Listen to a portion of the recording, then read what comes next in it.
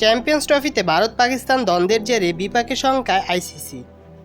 22 গজে ভারত পাকিস্তান দ্বৈরথ আইসিসির স্বস্তির কারণ হলেও এই দুই দলের মাঠের বাইরের দ্বন্দ্ব রীতিমতো গলার কাটা হয়ে দাঁড়িয়েছে।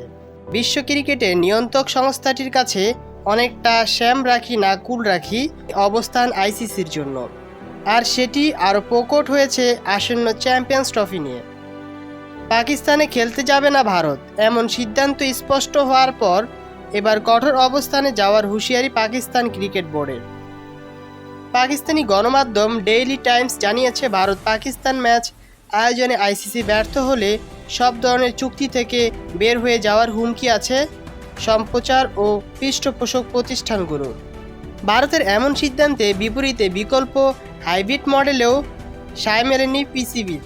শেষ পর্যন্ত ভারত যদি তাদের সিদ্ধান্তে স্থির থাকে, তবে ভবিষ্যতে ভারতের বিপক্ষে ম্যাচ বয়কটের বিবেচনাও করছে তারা, আর তাতে সবচেয়ে বেশি বিপদে পড়বে আইসিসি। এক্ষেত্রে কারণটিও অজানা নয়, ভারত পাকিস্তান ম্যাচ না হলে বৈশ্বিক ইভেন্টে আগ্রহ হারাবে দর্শকরা। আর্থিক ক্ষতি বিবেচনায় মুখ ফিরিয়ে নিতে পারে সম্প্রচারকারী ও পৃষ্ঠপোষক প্রতিষ্ঠান। তাতে বড় অঙ্কের রাজস্ব হারাবে আইসিসি, কারণ এই দুই খাত থেকে সংস্থাটির আয় সবচেয়ে বেশি।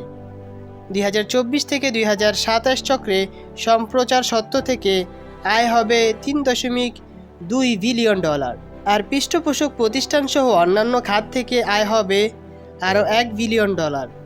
বড় এই আয়ের উৎস নিঃসন্দেহে ভারত পাকিস্তান ম্যাচ। এটি নিশ্চিত করতে আইসিসি সব ইভেন্ট এখন একই গ্রুপে রাখা হয় চিরপ্রতিদ্বন্দ্বী এই দুই দেশকে, যাতে নিশ্চিতভাবে টুর্নামেন্টে তাদের এটি ম্যাচ হয়। সবশেষ ওয়ানডে বিশ্বকাপে শুধুমাত্র ভারতীয় টিভি চ্যানেল দু দলের হাই ভোল্টেজ দেখেছেন প্রায় 17.5 কোটি দর্শক। ডিজিটাল প্ল্যাটফর্মেও সেই অঙ্ক ছিল 22.5 কোটি। 2021 টি-20 কাপেও ছিল একই চিত্র।